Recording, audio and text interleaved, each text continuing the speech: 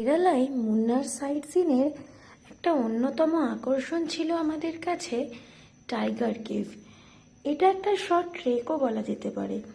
যখন ট্রেকটা আমরা শুরু করি তখন আমরা বুঝতে পারিনি যে ট্রেকটার যত কাছের দিকে আমরা যাব তত বেশি এটা আরও বেশি রহস্য রোমাঞ্চকর হয়ে উঠবে আমাদের কাছে। রাস্তা যেরকম এগোচ্ছে সেরকম থ্রিলিং আর চ্যালেঞ্জ আমাদের কাছে আসছে।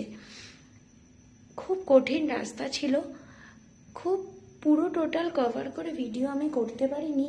যতটুকু করতে পেরেছি সেটা দেখেই বুঝতে পারছো ব্যাপারটা ভীষণ থ্রিলিং।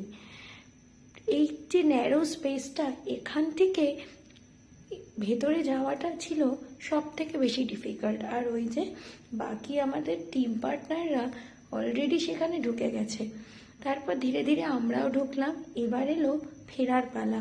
যে যার আস্তে আস্তে পাথর ধরে ধরে আমরা উপরের দিকে উঠলাম আর ধীরে ধীরে বেরিয়ে পড়লাম টাইগার কেভ থেকে। কেরালার এই পার্টটা আমরা দুর্দান্ত এনজয় করেছি।